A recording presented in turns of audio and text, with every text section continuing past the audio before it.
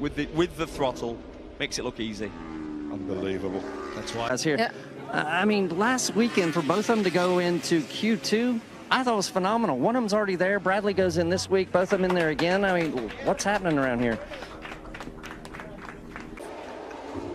Oh, he's got off the bike. And rightly so.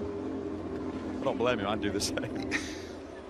Not a happy Dobby. Not good. Not at all. Shaking his head from side to side. So if the rider can immediately build the temperature, then there's no problem. But otherwise, there is a kind of negative spiral, and it's very difficult to get back. But I don't think it's a problem that will occur in positive. I think he can do a good race. Yeah.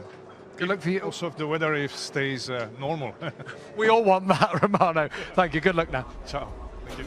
Yeah, not too much technical info on the race settings there. Heard that Michelin have extended their contract in the championship as the sole tyre dealer till distributor till 2023, so it's a 5-year extension. Is that good to have that consistency for the teams? But I think everybody's adapted okay. I mean, when you look at the guys, the top guys, the Yamaha guys right now are struggling, but they were great on Michelin. So they just got to go back and do their homework, and everybody be fine. Heads up in the combination of FP1 and 2. FP3 was wet, so it didn't really count. Only half a second separated the top 10. Joining them is Valentino Rossi and brilliant Bradley. And down into Douans at that early lap and through that southern loop, you're going to want to have some kind of advantage. Getting lined up correctly for southern loop on the run to There is the southern loop at the bottom right of your screen there. You can see that shot where, or a tailwind, and believe me, it can change to all three of them all the way through one of these sessions. 15 minutes then, as usual. Who's got what on? Marquez, yes, a medium front.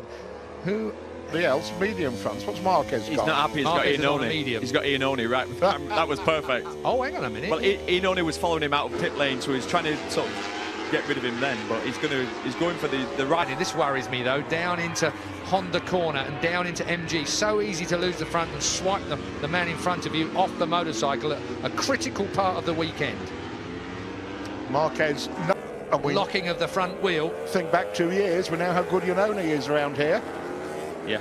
Short shifting through the gearbox onto this fast left-hander. A little bit of a spin there for Marquez if it's actually going to equate to better times. Iannone's not going away. Well, Marquez might, because you know that he's going to light it up now on this second lap, if you like, second hot lap. Be another amazingly quick lap.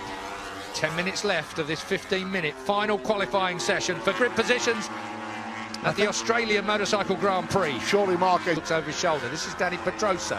Cal's 6th at the moment. Pedrosa back on the 4th row of the grid provisionally with Smith and Dovizioso. Viñales only 9th. It all looked 12th and last in the session. Look how close them top 3 are. They towed each other round, didn't they? They are 0.2 of a second quicker than the fastest men behind them. What? Because they fell out. They had an argument about him throwing him around in 2015. Yeah, I remember it all happening. And then in the race, they were high-fiving each other because Iannone at the time had... going to tow a Suzuki round to another fast time, was he? So Marc Marquez, I think he'll have the confidence to try and go for that pole position without worrying about who's around him, but he would prefer Hondas to be up there on the front row with him rather than a Suzuki. Well, see Edgar Pons and Taka Nakagami. That's right. Earlier. All that still to come. Moto 2 qualifying coming up here live on BT Sport. If you can stay awake back in the UK, hopefully you'll stay with us throughout the whole duration and join so far around this Phillip Island 2.764 mile course right on the tip of Australia, the southern tip of Australia. 2 hours out of Iannone. He's running this qualifying session without the moustache on. The aero has been changed during the... How Crutchlow's down. Crutchlow has blown that.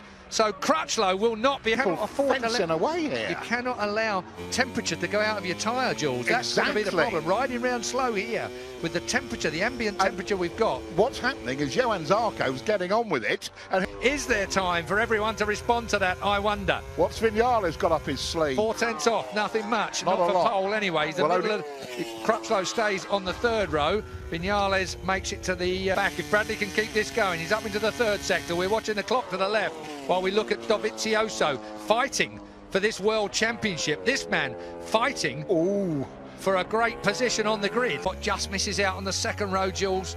29.3. What a good time. But you know, this is the first year of this motorcycle. Yeah, but Brad's really here. It's all turned, hasn't it? Yeah. This qualifying position for this man going to cost him the world title. Has that front end crash at MG? It has that feel, Keith. It has that feel of a nasty... Oh, now, this could Marquez, be third row. Marquez is looking at front. Maverick, Viñales, Zarco is third. So we have Honda, Yamaha factory, Yamaha satellite. Then it's Iannone, Miller and Rossi. Don't count your horses yet. Dovi and Zarco are on 7th in Germany, which was his best, and Bradley Smith, who has not enjoyed qualifying, was 7th in Japan last time out. So best ever qualifying for KTM. Best. The standouts are the Yamahas, 2nd and 3rd. Sort of been, you know, under the radar, struggling, well, last few rounds. Very impressive. Miller's come back, KTM's positions. Yeah, Suzuki. A run. Great again from the rookie